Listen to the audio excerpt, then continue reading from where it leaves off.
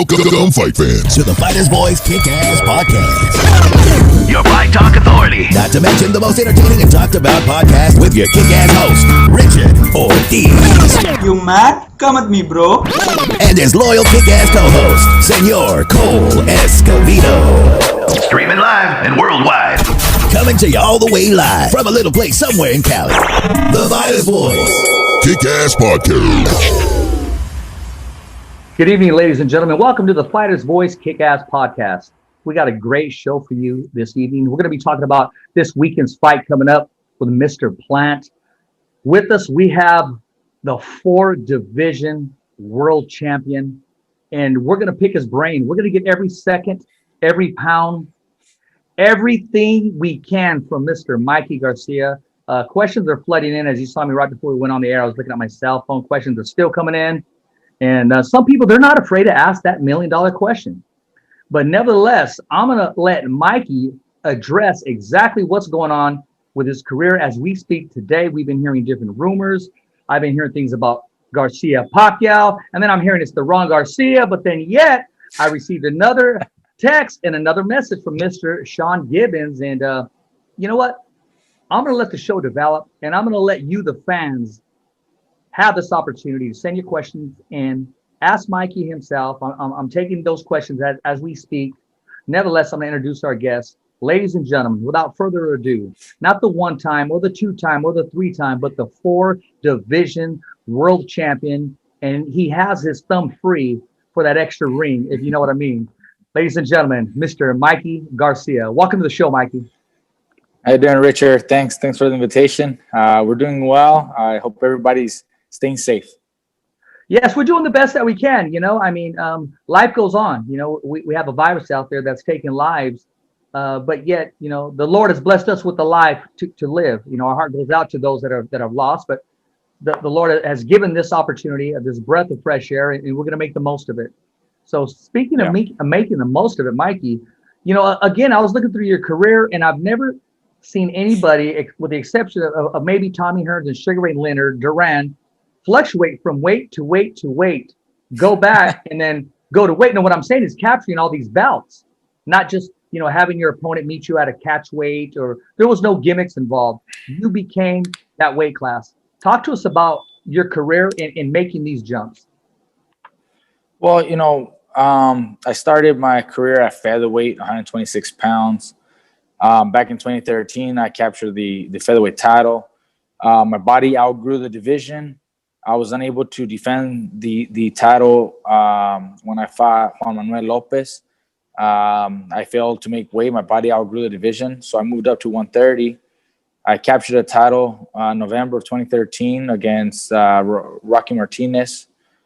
I had one successful title defense of that, and then I had a 2-year layoff. When I came back, my body had outgrown itself again, so we decided to campaign at lightweight, 135 pounds. Where I became champion. But it all kind of seemed like it was just too natural, too easy. So I kind of wanted to challenge myself and fight against bigger guys. And I did. I moved up to 140. I fought Sergey Lipinets for his title at 140 pounds. I also fought Adrian Broner at 140 pounds, and I came back down to lightweight after that to unify the lightweight title against Robert Easter. I'm looking for the best fight that's available, for the best competitive fight, the most exciting fight. When I successfully did that, it seemed like there was not a whole lot, for me to do at that point. So we decided to move up to 147. That's the highest division I'm at, or I've ever competed. That's my 5th division now. And I'm trying to stay there. I'm trying to, get accustomed to the weight and just, hopefully get a title fight, so I can, accomplish a 5th division, a 5th world title in the 5th division. Mikey, you have great options. Because you have fighters that interest you at 135, at 140, and also at 147. You're like like Lomachenko was kind of stuck, kind of fluctuating until he made that big jump. no comparisons at all. I mean, you have your own career, but your options are wide open. I mean, if considered, if the right opponent and it made sense, are you able in any way, shape, or form to come back down to maybe a 137s, 140s? Look, I don't ever want to fight at a catch weight. So lightweight 135 and the guys at 135, I don't see it happening immediately. But I could see it happening at 140. Okay. I could come down to 140. I don't have a problem coming down to 140. I'm trying to stay at 147 for the moment, trying to capture a fifth title in that fifth division. Yeah. But if something is available at 140, then I can do 140. And if those lightweights, want to go to 40, then we could meet there. But I just don't want to be, putting catch weights and weight clauses, hydration clauses. I don't believe in that. If I'm fighting at 147, same thing. I'm not trying to get them to come down to 45 or whatever. Sure. If I'm not capable of fighting at 47, then I shouldn't be there. So I'm not trying to put any clauses against any of the welterweights that I face. Out of all the champions that are out there at 147, who do you have your eye on? And I know deep down you do want that rematch with Errol Spence. And then I know now it would be different because you seem to able to hold the 147 structure of your body, your proportion differently now. I see more balance. I see more power as you show the whole world against Vargas. Is that something you're seeking in a possible rematch, or are you after some new blood, or maybe if you don't get a title shot, some big names out there, maybe some Sean Porter who has expressed some interest? Yeah, there's definitely names at welterweight that I would like to be included and take part in a fight. You got top welterweights just like you mentioned, Sean Porter, Keith Thurman is another one. A big fight I think would be Danny Garcia. I think that would be a big fight, at welterweight for me. And these are non-title fights, but they're still exciting fights that I think the crowd would be very pleased to see. But as far as a title fight, recently, we were looking at what's available, and it's not so much, that like Errol Spence having 2 titles, Crawford having the WBO, but he's still with Top Rank. It's kind of hard to get a fight with Crawford. I would love it, but it's just one of those things with business, and promotion get in the way. Why is that, Mikey? Why is that, Mike? I didn't mean to stop you, but why is that? Because a lot of fans they want that fight, but they don't know the behind the scenes. They may not know the business. I'll just put it to you guys very clear. Bob Arum, Top Rank, was not very fond of me at the later part, and even though I've tried to keep it cool, I don't see any business coming that way, so I don't have to keep quiet no more. I don't see it ever happening with Top Rank where we do business. I try to keep it cool for the last years, thinking maybe there's something that can happen, but it doesn't seem that way. And it's kind of one of those things where Crawford is a great fighter, talented fighter, but if you look at the opponents that he's faced, they're not quite the top elite fighters of the division. You got Danny, you got Sean, you got Keith, you got Errol Spence. They've all fought each other, and Crawford hasn't been able to get a single one of those guys. A single guy. That shows you that it's because of the promotion. The promotion behind it. Bob Arum and his company will look after their interests first before they look at the sport or the career of the fighter itself as legacy or what the fighter wants. And that's the business behind it. So it just makes things very difficult to obtain those kind of fights with Crawford or anybody that's with Top Rank, unless you're with Top Rank. Lopez was able to get Loma because they're both with Top Rank. If Top Rank has the fighters to fight each other, they'll keep it in house. But it's hard for them to move out of that company. You said something, and I caught that. You said Bud Crawford is still with Top Rank. You said still, like maybe there's something pending, or maybe something may happen in the future. I mean, anything you're hearing or anything that I have heard from what I've seen. Just after his last fight, there was some kind of words exchanged between Crawford and Bob Arum regarding the promotion, that they're behind Bob Arum, because the way they run their company. Terrence was a little upset at what Bob said about Crawford and back and forth. So, I mean, maybe those are signs that he might be, ending his contract. I had heard also that his contract was close to coming to an end. If he decides to, maybe make a jump, then I'm sure the doors will open for him to fight everybody, from Danny to Errol to Keith to Sean, including myself. Very well said. Before I interrupted you, you mentioned Manny Pacquiao. Yeah, well, he's also the champion at 147. He's holding the WBA title, and he's a legend. I would love to take a fight, with Manny. There was already strong chance last year, before the pandemic hit us. We had already talked about a possible matchup with Manny, but it didn't happen. It didn't happen, and I think his plans started to shift a different direction. He started to look at a possible fight with Conor McGregor, maybe more of an entertainment, fight, not so much of a boxing competitive fight. I mean, he's done it all in the world, and he basically earns the right now to pick and choose whatever he wants. If he wants to end his career with a big show, not necessarily a big fight, but a big show, and Conor's the one, fuck it, do it. He earned it. If he wants to do something with Ryan Garcia as an exhibition, I'm hearing that might be happening. There's a strong chance that might be happening. Fuck it, do it.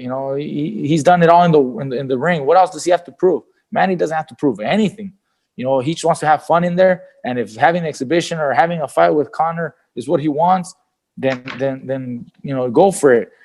When he fought Keith Thurman, I asked him. I was one of the analysts and commentators for the fight, and I asked him, why would you take a fight with Keith Thurman, who's almost half your age, a lot younger, strong, undefeated, top champion in the welterweight division? You've accomplished all. Why would you take that? And he said, because he likes the challenges, because he likes to keep proving to everybody that he's one of the very, very best. So, I mean, maybe his mind changed a little bit, and now he wants to just maybe retire comfortably. But if not, I mean, there's still obviously other fights there, like Crawford or Errol Spence, myself, fights with Danny or Porter. Those are exciting fights for the fans. But it's up to Manny at the end. It's up to Manny. Like I said, he's earned the right to pick and choose whatever he wants.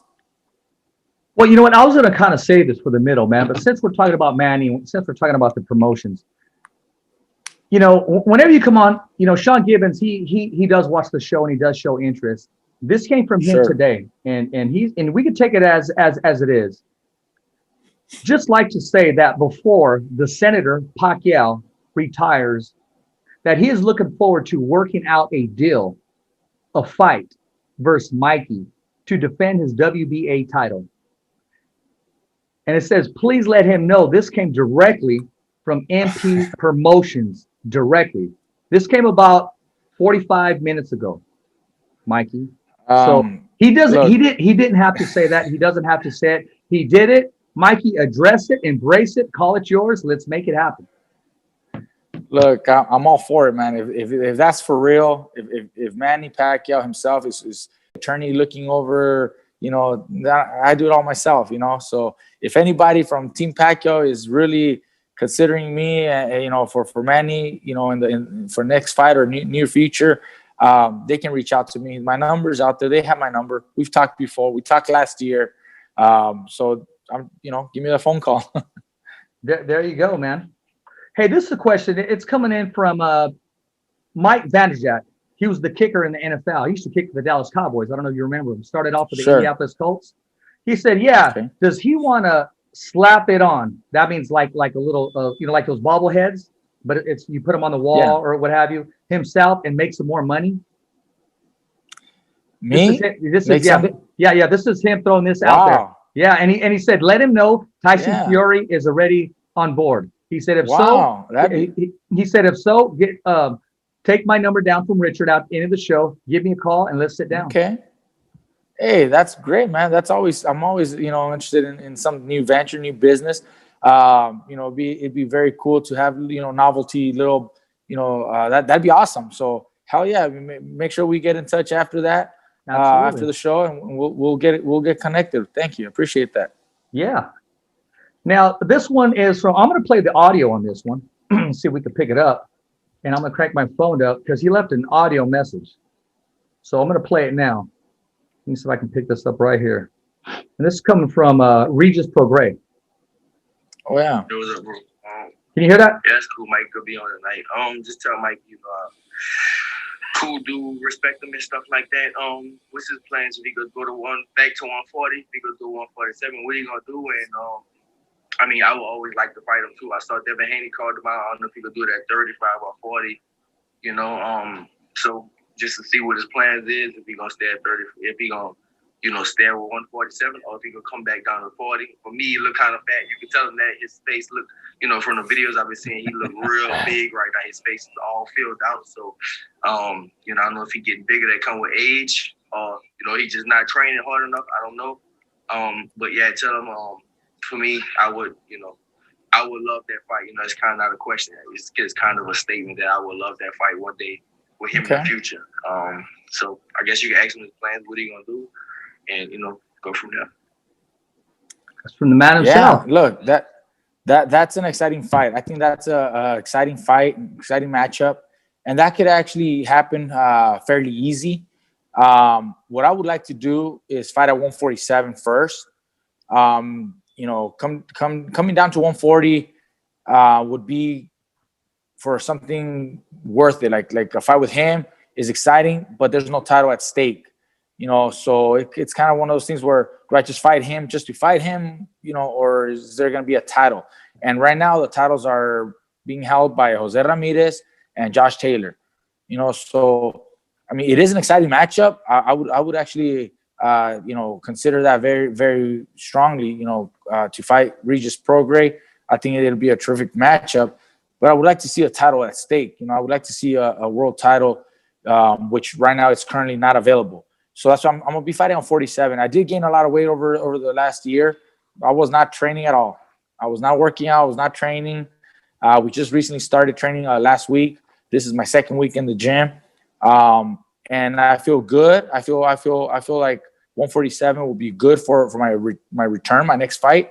And then maybe at that point, consider what's available. Maybe, Josh and Jose fight each other, and, maybe there's an opportunity to fight, for vacant titles or something that can be worth it, for me and Prograis.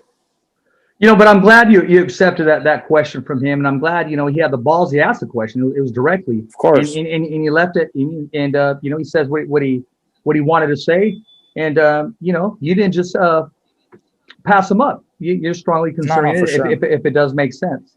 So I wanted to ask you, Mikey. You get all these questions from all over the world. This next question is from Karan Bhatia. He's the sports network voice on TV currently for City USA Boxing, Ring City USA Boxing. He asked you this. Okay. He says, I want to know, man, who's Mikey fighting next? I'm hearing, is there a deal with Manny Pacquiao? Is it Ryan Garcia possibly?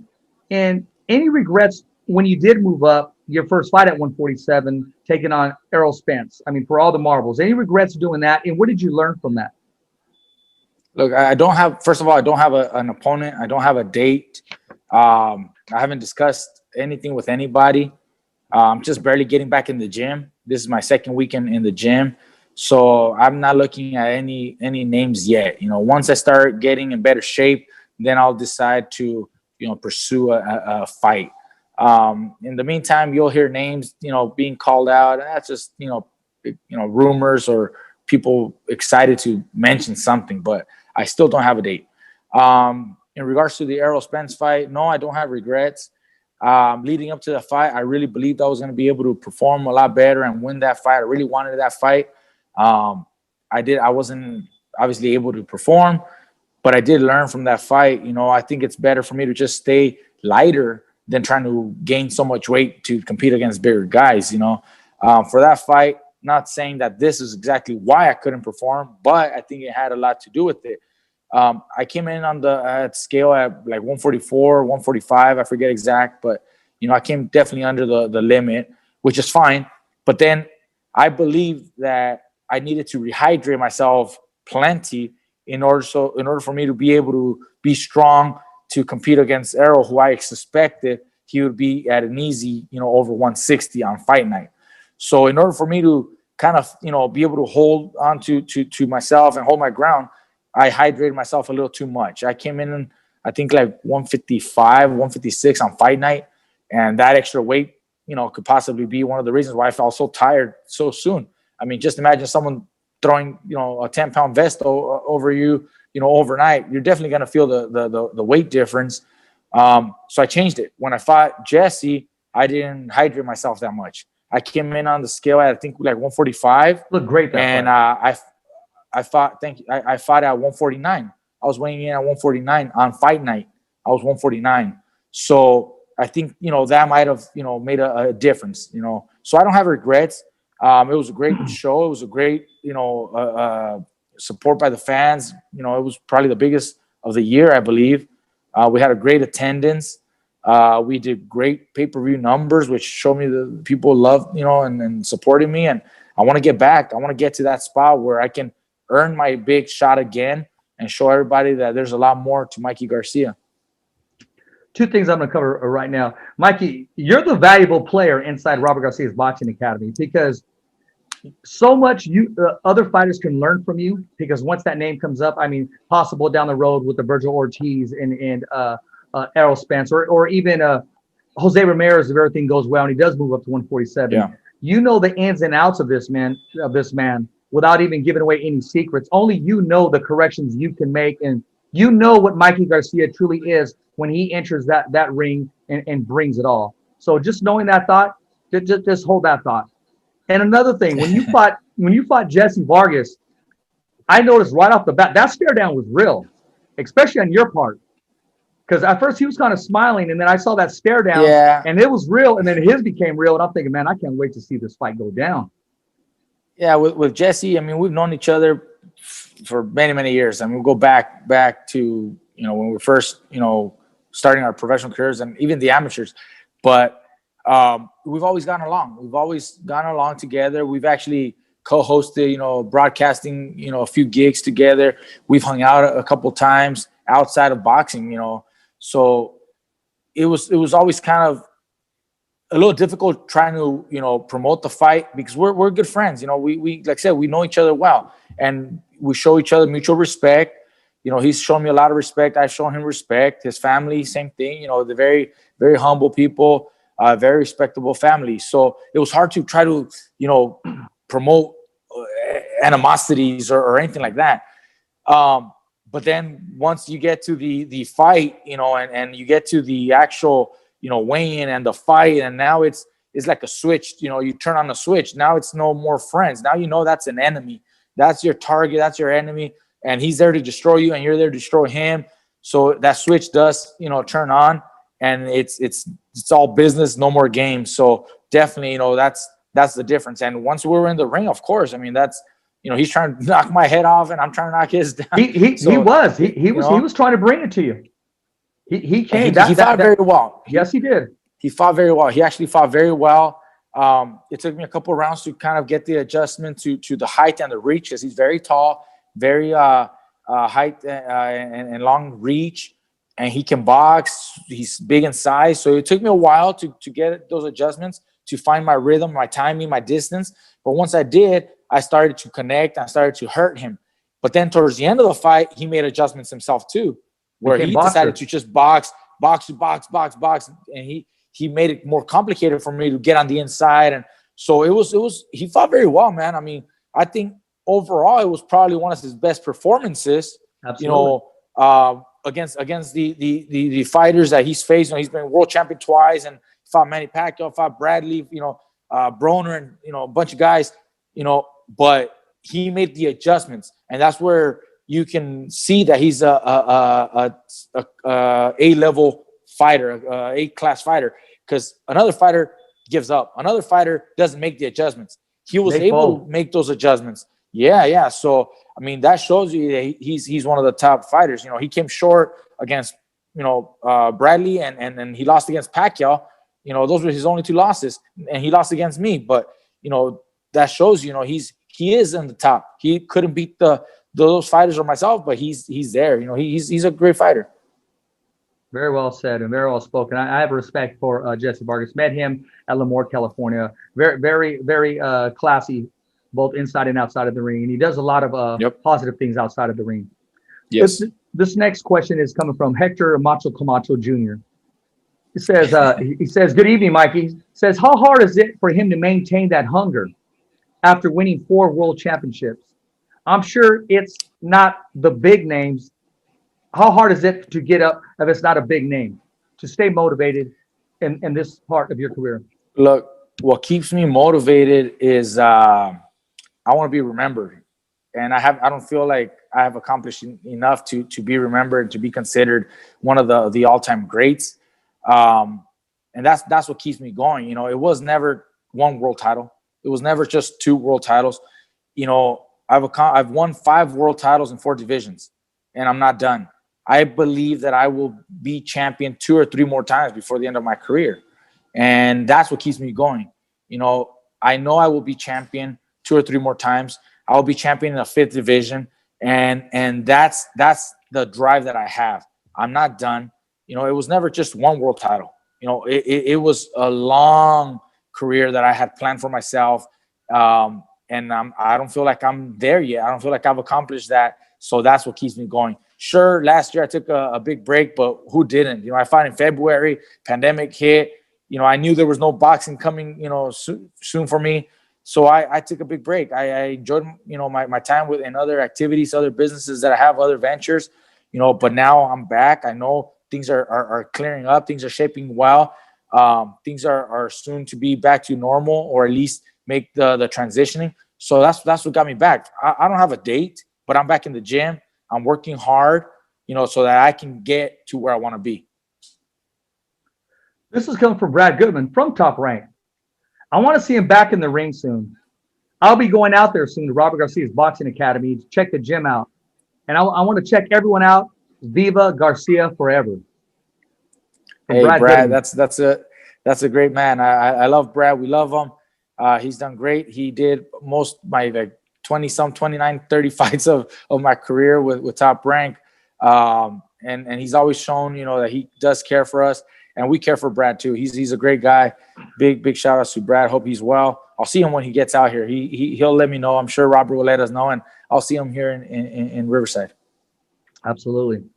This is coming from Al Perez from Main Events in Sanger. He used to be out of Fresno with Main Events Graphics. Okay. He said, ask Mikey, does he like guns? Does he like to go hunting? and he says, of course. Okay, no, I'll let you elaborate on that. What else did he say? Or is there he something says, else to does Mikey like guns? I mean, does he like to go hunting? Well, I don't go hunting, but I do love guns. I do have a lot of guns. I like to shoot a lot, just for fun. Like I said, I don't do hunting. Maybe one day I will. But so far I do training, some tactical training, mainly with handguns. I do have a few rifles, and whatnot, but I got a lot of handguns. I have a big safe with, I don't know, about 30 handguns there and rifles. I even have one laying here next to. Let's check it out. Let's see what you got there. Oh wow! No, that's just sitting here in my living room, just chilling. So we have plenty. I just got another rifle out there in my room, just sitting there. And like I said, I have my safe. I'm a big gun guy.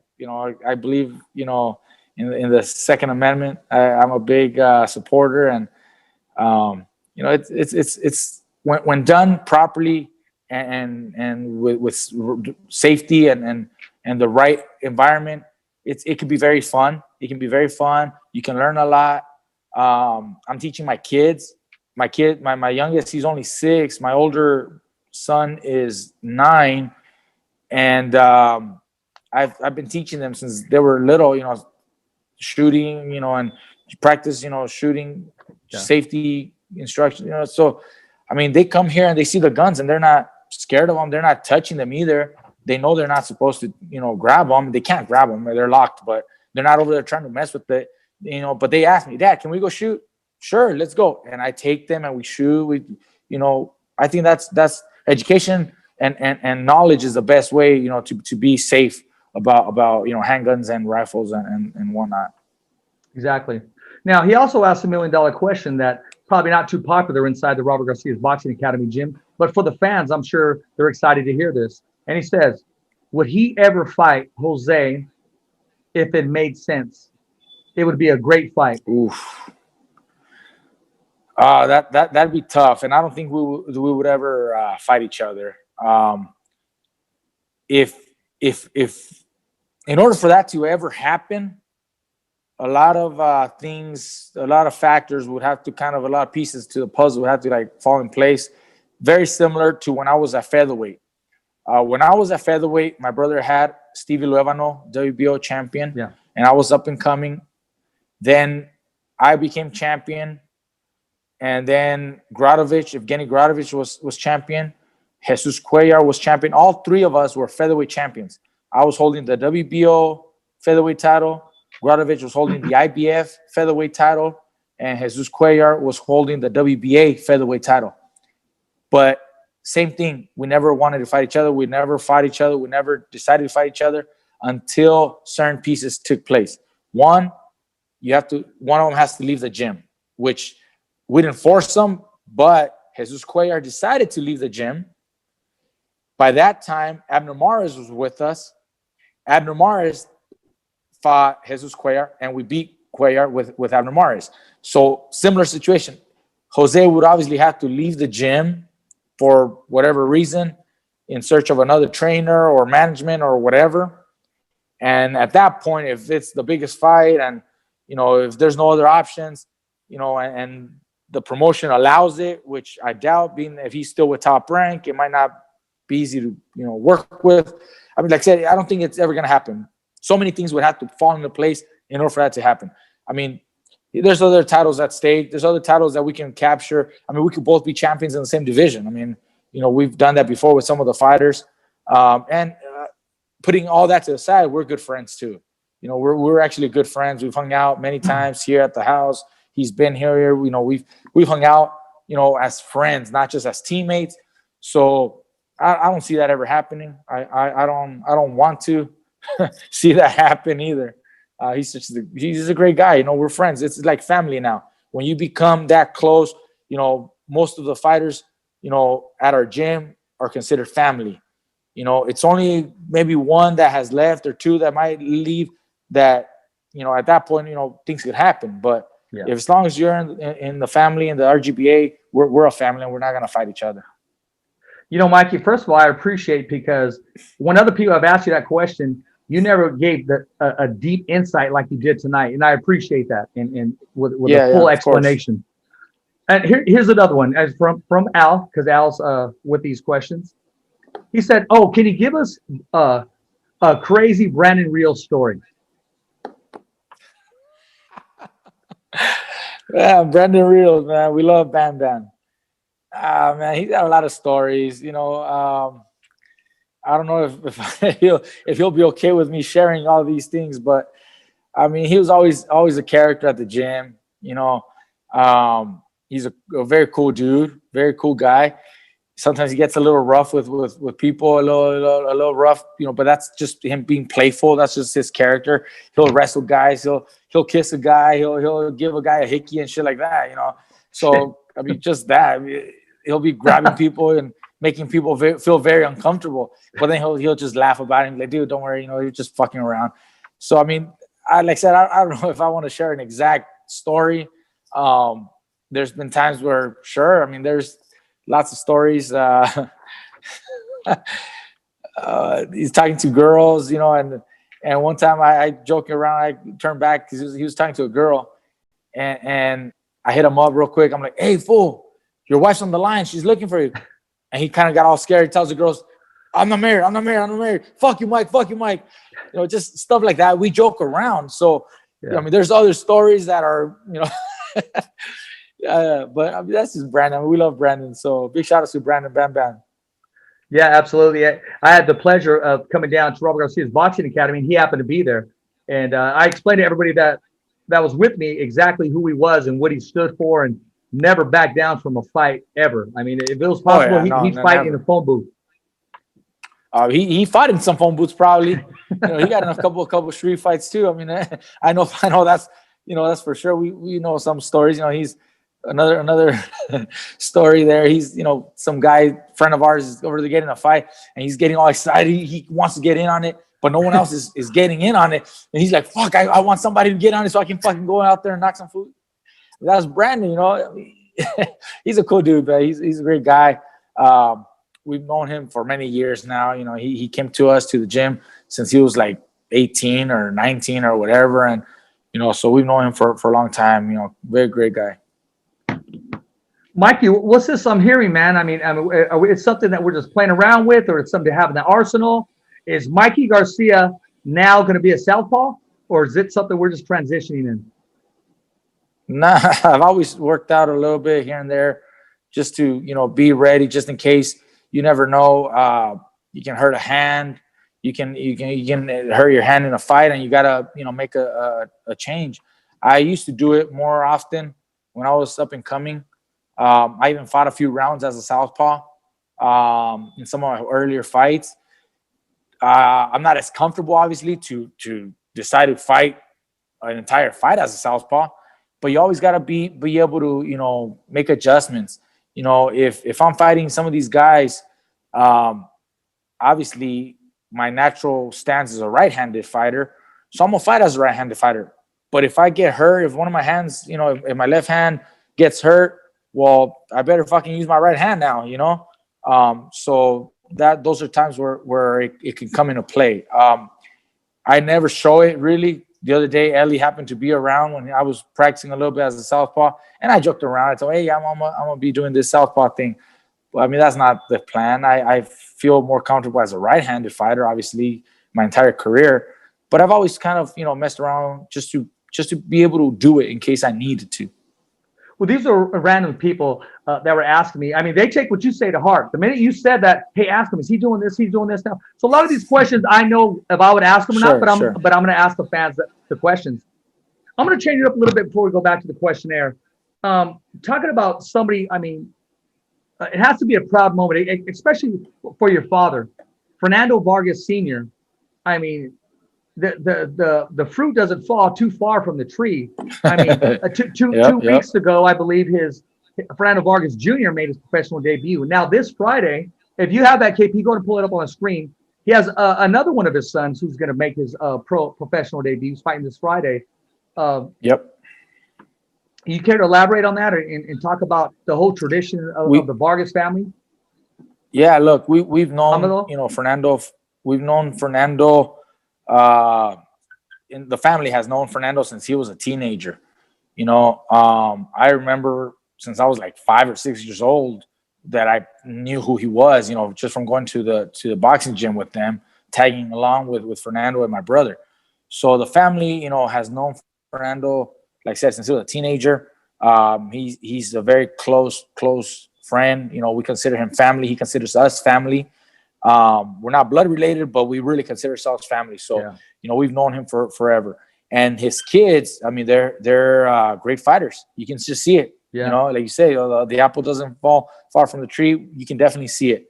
I know Junior, Fernando Jr. turned pro not too long ago. He had a knockout victory. It's Amado who's fighting Friday, right? Yes. Yeah. On ESPN Knockout. My brother Robert actually is his baptized. He is his padrino.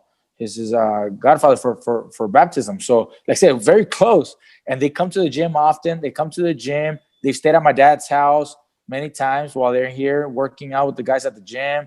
But you can definitely see the talent. They're very talented kids. They have a younger brother, the younger one, Emiliano. And again, he's very promising. Still, I think maybe 17 right now. Yeah. So I don't think he's ready to turn pro, but he's right at that age. Very slick. And you can just see very slick fighters. I think you know, I can't say what's gonna happen because it's still early, but I can definitely see the tools and the skill and the abilities for all three of them to reach, you know, high potential. If Fernando is guiding them with his experiences, and now with all the experience that everybody else has had, like my brother, my dad, and Fernando, you know, everybody can have a much better career, just like I am. I'm having such a great career. I've had such a great career because of all the experience that I've seen and that my brother's seen and my dad and so on and so forth. Well, all that can transfer over to Fernando's kids. You know, I think they're great. I think, you know, soon, within 2-3 years, you're going to see them becoming, you know, stars, world champions, because it's not going to take much for them because they already got all the tools. It's not like you got to take a long time to develop a fighter. They have them, you know, so I'm very excited for them. You know, they there's no running away from it. There's no escaping it. I mean, they have that pedigree. They have that DNA. Yep. So Exactly. having They have all the they have. talent. My dad would always tell Fernando, and Fernando clearly remembers, you know, my dad would tell him, un gallo fino no nace de un gallinero. You know, it doesn't, a real fighting rooster, you know, fighting bird doesn't come out of just any chicken coop. You know, it has to come from bloodline. You know, it's in the blood, you know, and my dad, my grandfather, my dad, you know, my brothers, myself, my little kids, it's in the blood. Fernando, you know, the kids, it's in the blood. You know, there's no denying it, you know. Definitely. Mikey, I remember you were in a video. You were talking to a rap artist. I'm not sure who it was, but I tell this story all the time. I said, man, you should check out Mikey's videos, man, because there's a different side to him. I mean, he'll do some comedy, he'll do some acting, and you were giving this guy advice. He kind of asked you, I may not tell the story correct, but I'll get to the point. He asked you, so when do you fight? Like if you're on the streets and someone's telling you something, or they come up to you, when do you know it's time to fight? You know, when they get in their face, when they push you, and you told them, you said the minute they start talking shit, the fight already started. Hit them. The fight already started. If it's a guy that's, you know, in a way instigating completely, I try to stay away, try to just ignore people, and I've done that many times. But there's been a few occasions where you can only take so much, and they can take it so far to where, you know, if it's a push, if he's coming at you, I don't know his intentions. You know, at that point, I feel threatened. I have all the right to defend myself, just like anybody has the right to defend themselves in a fight.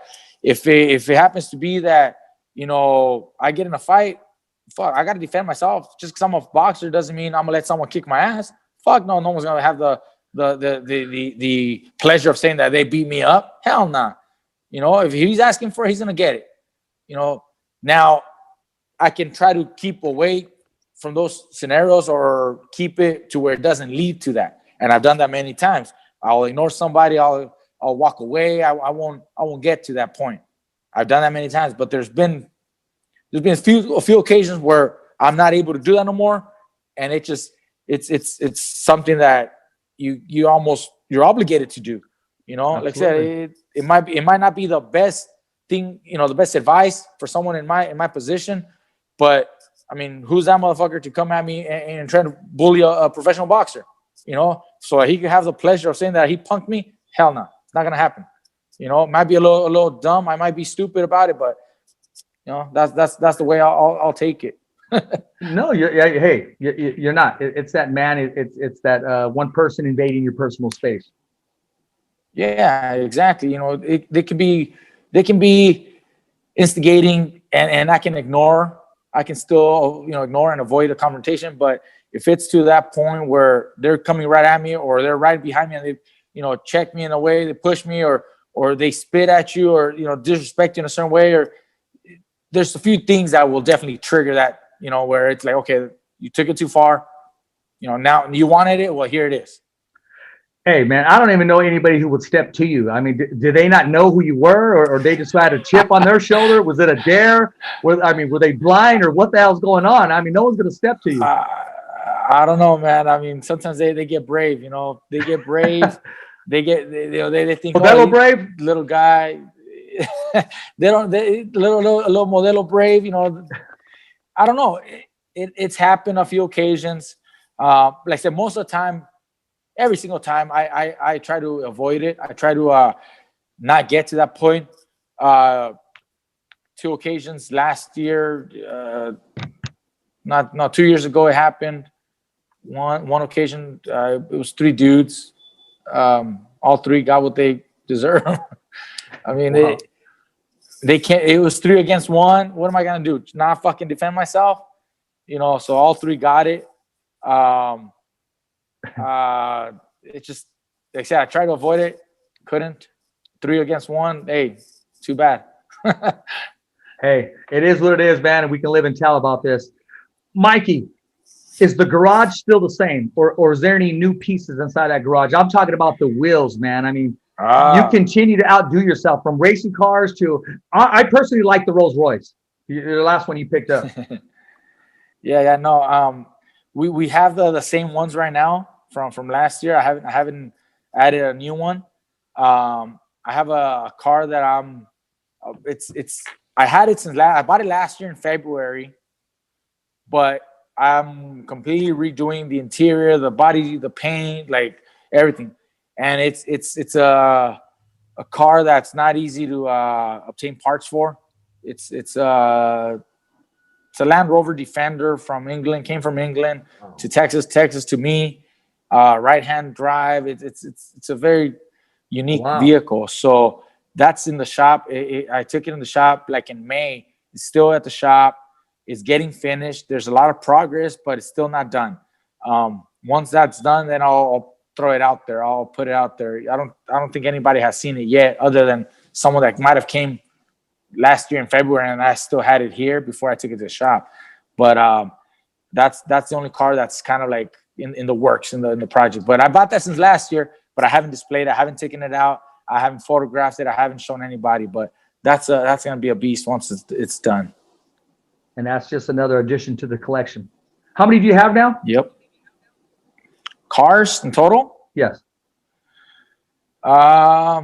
Okay, so the 2 Lambos, I have the McLaren, I have the Viper, I have the 2 Land Rovers, I have the 2 Range Rovers, I have the 2 Rolls Royce, I have my Ram, and I have my Challenger. So do you have more cars than you have cologne, or do you have a lot of bottles of cologne? Do you collect cologne too? Watches? No, I don't. Actually, the cologne that I have, they've been gifts. A friend of mine gave me one, and a friend of mine gave me one last year for Christmas, and another friend had given me one for my birthday. That's all I have. I don't have a lot of cologne. And watches, I only have one. I mean, I have one that was a gift. That's a nice gift. It was a Rolex. They gifted me. Very nice gift. So that's the only Rolex I have. It was a gift. I have another watch that was given to me, which I wear more because it's not necessarily a Rolex. It's a Bulova that was gifted to me a few years back. And yeah, that's it. I don't do the watches. I like them. I look at them and I appreciate them, but I'm not into the whole jewelry and watch thing. I don't have the chains. I don't have that. But my cars, I do take my cars. I mean, that's my little thing, you know. That's my thing. Do they have names? Do you call them anything? No, I didn't name them. I mean, I haven't named them, but they all got the same nickname, Badass, right? They're all badass. Each one is very very unique in its own way, you know, and they're special cars. They're actually very limited cars. One of the Rolls Royce that I have is one of 35 in a series of 35. So I have one of the 35. Another one, the other one, the extended wheelbase Phantom. I don't have numbers for that, but I know it's very, very rare, very limited. When I bought it last year, At that time, it was the only one in the West Coast. So that's, unique. The Land Rovers, like I said, you don't see those Land Rovers. I have two of them. One of them in the shop, still getting worked on. The other one I have here. I drive, every once in a while. The Lambos, two Aventadors. One's the SVJ, one's the SV. Top of the line Lamborghinis. The Viper, number 3 of 100. GTSR Viper, number 3 of 100. McLaren, the 688 MSOHS, number 14 of 25.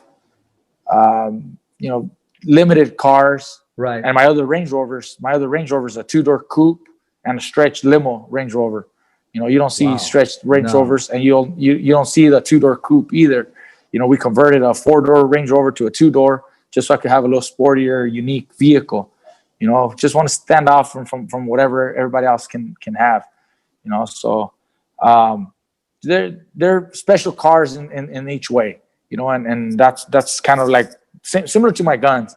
I have a lot of guns that are unique in certain ways, and then that's kind of what I do. No, that's what keeps you going, man. That's your motivation, and it's good to have an out. When I say that, like a window, so you can just relax and express yourselves. Like they're almost like therapeutic, I would say. Yeah, definitely. Like you need break. You need a break once in a while. Absolutely. What do I do? When I feel that I need a break or whatever, I'll go hit the track with one of my cars. I'll go hit the track, and take the car out, have some fun, take a couple of friends, just relax, chill. Or I'll come out here and do some shooting. I do some practice shooting just for fun. When I'm not like training, I'm not trying to learn anything, just shoot for fun. I'll bring some of my friends, hey, let's hang out here to shoot, and it is in a way therapeutic, where you just need that break, that routine of every day is overwhelming. You need to break away from that. And that's my thing. Some questions are coming in. Mikey, what exactly do you look for in a fighter? When you signed with Garcia Boxing Promotions on your own promotion we look at a team? few things. We look at a few things. Can the kid fight? Can the kid fight? And is there room to improve? Is there still room, for improvement? If a kid is willing to improve and willing to put in the time, that's something that we look for. If the kid is obviously not able to compete and we don't see it, we can't just hold his hand either. We gotta say no. Unfortunately, we have to turn away fighters, but we're also not in the business to put someone in the ring and risk him getting hurt. I don't want to get anybody hurt. So if they can't compete, we're gonna let them know that they don't have what it takes, and I don't want to risk him getting injured. But if they can fight and there's room for improvement, and there's if they accept our guidance, if they trust me and my brother in what we do, and they give us their full trust, then we can work a lot freer. It just makes things easier than when there's but my brother or my uncle or my other tell me something else. They got to trust us. Obviously, like I said, the hunger, they have to want it. They have to fucking want it. I've told some of these kids, what do you guys want? What do you want from boxing? What do you want in your career? You want to be champion just once? You want to be champion twice? What do you want? 3 times, 4 times? I want them to be hungry, not just to become champion once and then call it, that's it, I made. No. Once you become champion, what's next? Unify or move a division. Challenge yourself more. It's like climbing a ladder. You always want to keep going up.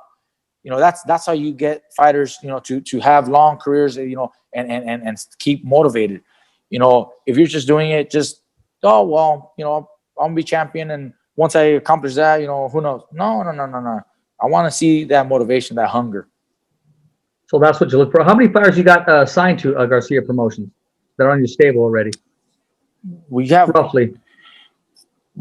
roughly about maybe like 10 fighters that we have right now currently working with. But then we have other fighters that, even though they're not signed directly, but they're in my brother's gym, and so we're still working together with them. My brother has, 20 plus fighters right now that he has, and my other brother Danny in Oxnard, he has his stable of fighters. So you're looking at somewhere around 30 fighters maybe Wow. right now that are in the family, in the Garcia That family. you have access to. It's like Yes. like a pool, almost like a double A, Yes. triple A, like a farm program. Yes. Awesome. Yes. We have probably roughly around 30 fighters or so, between Robert and my brother Danny and myself, that guys that we work with. Hey, first of all, I want to take this time. I want to congratulate Robert in the whole, which is you're a part of the whole Robert Garcia Boxing Academy. I don't know the whole detail, but signed an apparel deal with Adidas, which is major, which is huge, nationwide, man. I mean, I know you tell your story from strawberries to the ring, and you share that story. How your parents have worked out in the fields and paved the way and still made it to train both of you. Would you ever, in your wildest dreams, did you ever think of the success that's happening today? Or did you always have faith and know that someday your opportunity was going to come and your fruits were going to come and fill this world with Robert Garcia Boxing Academy? Look, I think we never imagined we would be where we are as a family or even as individuals. I mean, we always hoped to become big, but we never imagined, to be where we are. And now it seems like I never imagined to be champion 4 times, but I always wanted to keep growing. I didn't have a limit, like, oh, this is what I want to be, 2 division or 3 division or whatever. Every time I accomplish something, I want to keep climbing that ladder, like I mentioned, keep going up. With my brother, he started training fighters in the early 2000s after he retired. He retired like in 2002, I think, 2004. He started training fighters. And I don't think he ever imagined being where he's at. But like I said, climbing that ladder. Once he gets this fighter, he became champion, now another champion, and so on and so forth.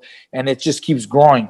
So looking at all that, looking from the outside, it's like, wow. Like, I don't think my dad ever imagined, that what he created, what he started, would accumulate to what it is a now. Legacy. And what trips you out the most is that I know for a fact that we're not done.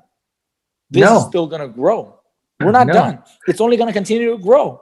And that's when it's really mind blowing. Like, dude, like, are we really creating this that big? Like, are we really making this that big? Like, because we never imagined to be where we are. I honestly, you can ask my brother, you can ask my dad, you can ask my brother Robert and Danny, and they'll tell you the same thing. But little by little, you start seeing it. So you kind of challenge yourself. Okay, I already accomplished this. I want that. So you climb that. And then you accomplish that. You're like, okay, now I want something else. But before you know, now you look back and you're like, dude, like, we've accomplished a lot as a family, individuals, all the champions. I think my brother's he's made 14 world champions. I forget how many world titles now. He's won multiple titles with a few fighters. So he's won probably close 18, 20 world titles as a trainer. I don't think he imagined that when he first started, so that's what kind of like, blows our mind. I sit back as a follower, as a supporter, as a fan, and I get excited when I see that happening, because as if to say, okay, I know who they are and I know what they stand for. I mean, you're in the middle of it. You're in the heart of it, and you're absolutely right. Yep. Rick Murrigan, he posted something and he talked about that deal that was being made, and everybody was telling him congratulations. And my response was, I can't wait to see what's next. I can't wait to see what else is going to happen, because you can't be content and stagnant.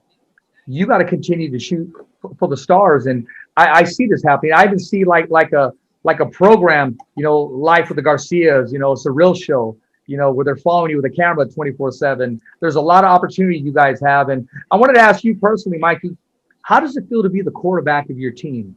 I mean, you call the shots. Mike, you're a free agent. You're the manager. You call everything in your life. But look what it took to get there. And unfortunately, I won't comment too much. It took a little speed bump, with a certain promotion team. But you told yourself, for sure, I am never going to be in handcuffs again. I'm going to be fully in charge of my career.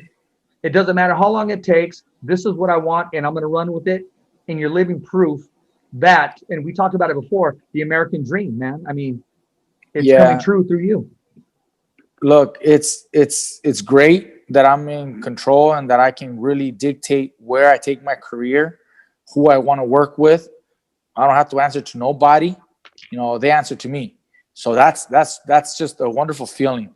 And I also feel very fortunate to be in this position because, of all my fans, all the support that's allowed me to be able to do this.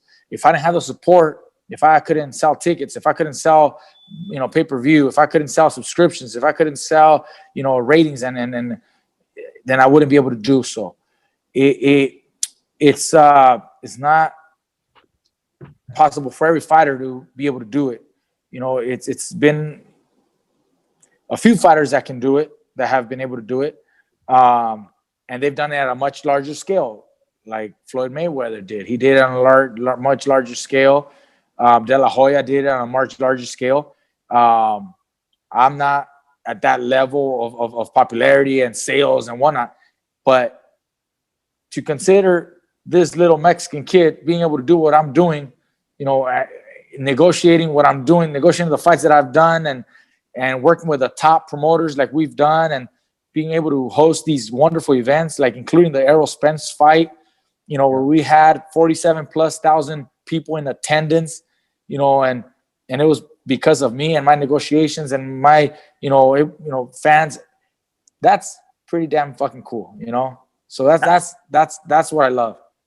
Mikey, that took a lot of balls to get in the ring with him, man. When nobody mentioned him. He was one of the most avoided fighters at that particular time. Kind of reminded me of, remember a Winky Wright? He had that where he was most avoided. Nobody wanted to mess with him because he makes you look bad. Nobody can really solve the mystery. But you said, hell with it. I don't just want to fight him. I truly believe I can beat him.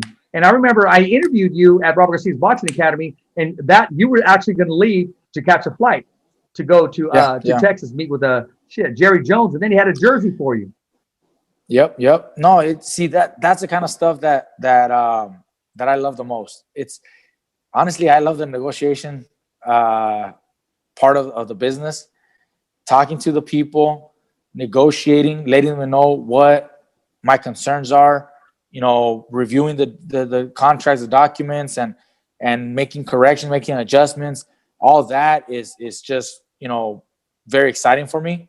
I really enjoy that a lot. And meeting Jerry Jones himself, and discussing, the actual business, I've had meetings with a lot of other people.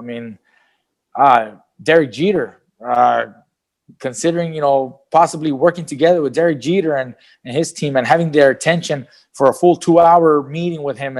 And we're going back and, stuff that is fucking damn cool that me, this little kid, from Oxnard, who, his parents were working the strawberry fields, and now I'm in this chair. I'm in this position.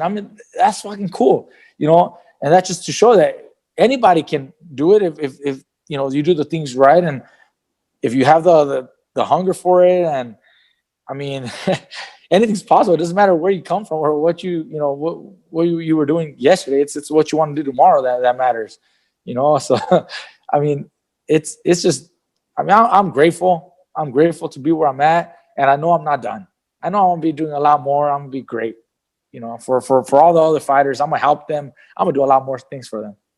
I know you're not done. And what I can see in 2021 is you're going to be working hand in hand someday with the Fighter's Voice podcast. You're going to help extend the podcast not only in Fresno, not only in Stockton, but in Riverside. We're going to work our way all the way downtown, all the way down until we hit Las Vegas, where it becomes a household name. And it's all going to be because Mikey Garcia believed in the product. He invested in the product, and he's pushing the product. And the Bible says that if you don't ask for anything, you don't ask, you shall not receive, man. We're asking. Exactly. Yeah, you have to sometimes, push and shove and help your way in there, let yourself known. But you can get there. Just like myself. I left the promotional company, and I got to do it on my own now. I got to make my way. I got to talk to people. I got to let them know that I am a businessman, that I can handle business, that I can actually negotiate, that I'm not just someone trying to say that I can do it without actually knowing how. You see a lot of other fighters that claim to be their own promoters, and yet they really don't. They have somebody else behind it.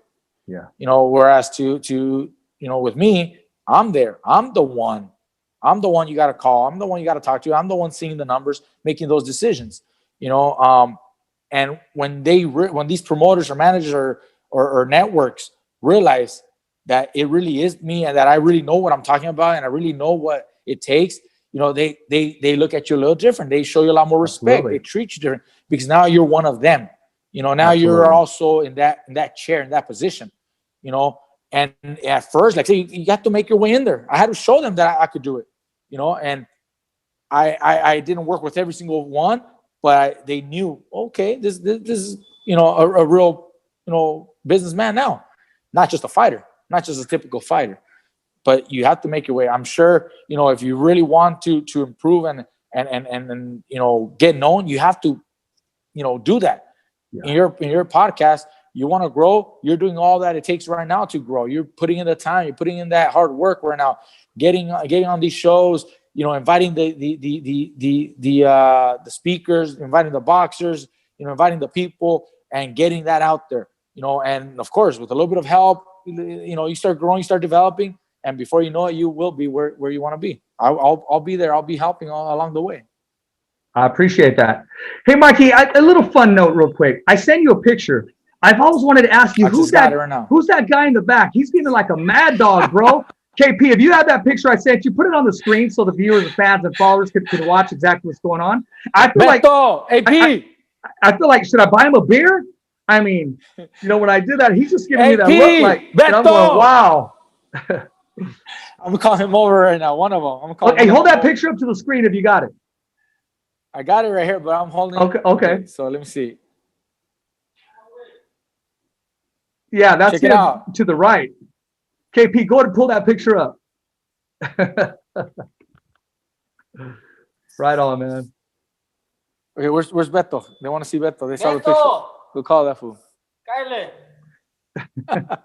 Okay, so this here is Rafa. Okay. This here is Rafa right now. He's not here with us right now, but Beto is. Beto, okay. Kyler. Real quick, fool.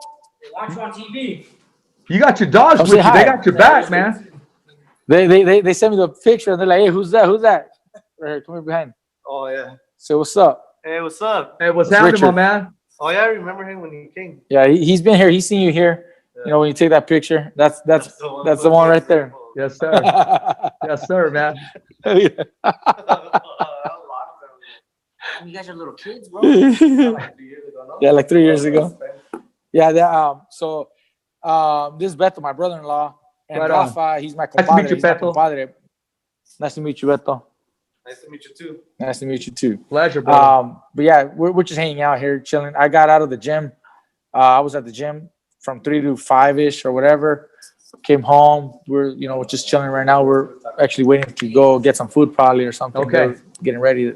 But yeah, I mean, we hang out. There's always friends coming over. They like to hang out during training.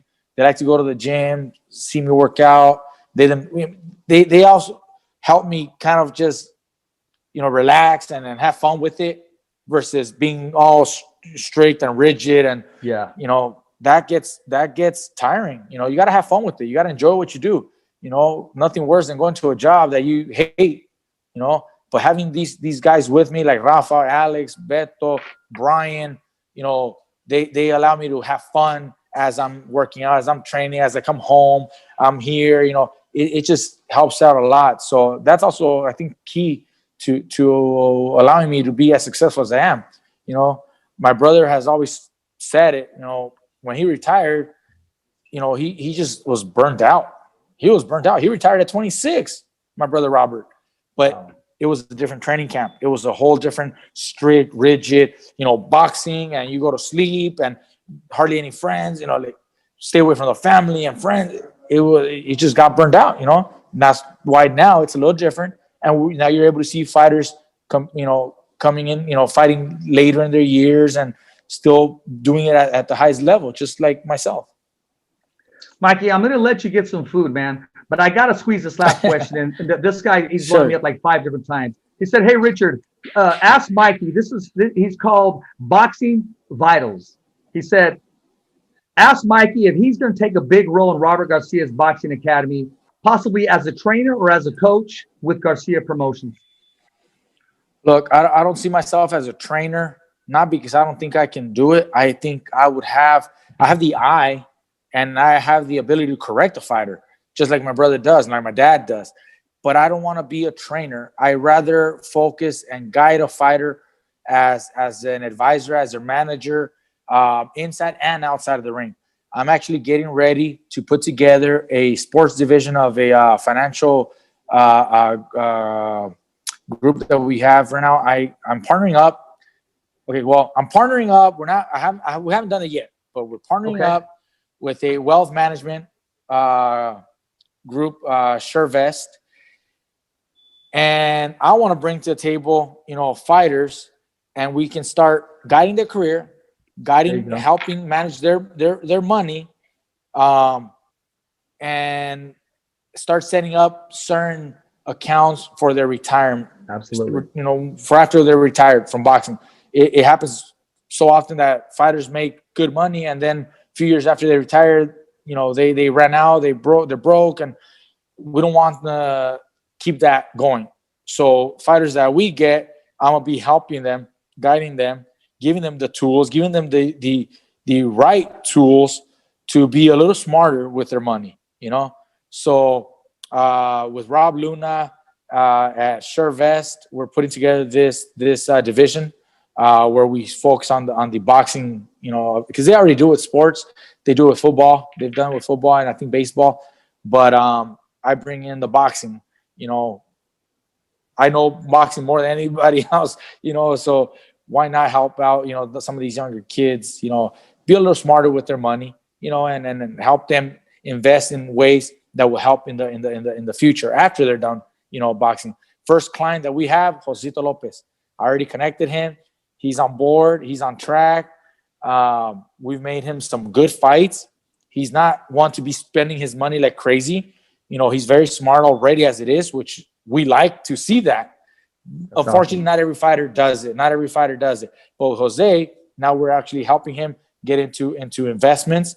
I've connected him with my real estate guy, who we do real estate together. I connected Jose with him, and I connected Jose with this financial wealth management group, so that we can continue to grow, his income. After he's done boxing, he'll continue to have the lifestyle that he's accustomed to, and that's what I want to do. That's 1A, Mikey Garcia, the businessman. Mikey, I think that's good for boxing. I think you're good for boxing. You showed that you're a champion, and it's cliche for people to say this, but outside of the ring, and you have that same hunger outside of the ring as you do inside of the ring. You've always been a class act. Whenever I talk to you, whenever I speak to you, no matter how busy you are, you always make time for the fighter's voice. And me, on a personal note, what blows me away one time is when we're doing the interview, and before I can go into my closing, you go, okay, you mean this? And when you threw that on there, oh man, that just really took me back, man, because I didn't have to cue you or nothing. You already knew, and I appreciate that. I appreciate you and all that you're doing. Sure.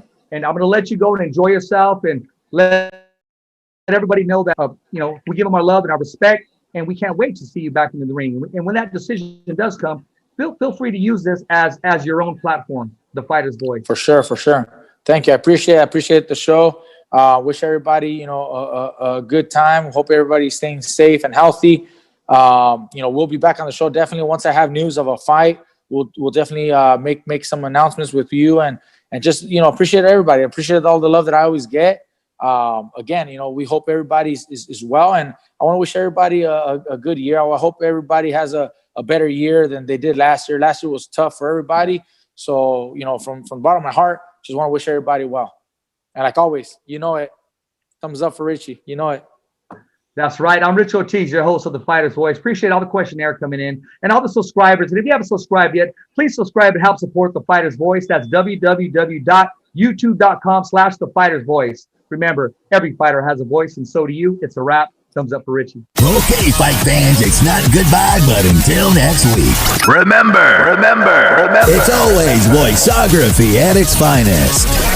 So on behalf of Richard Ortiz, Cole Escovedo, the special guests, and all the crew right here at the Kick-Ass Podcast, saying hasta luego, babies. And always, thanks for listening.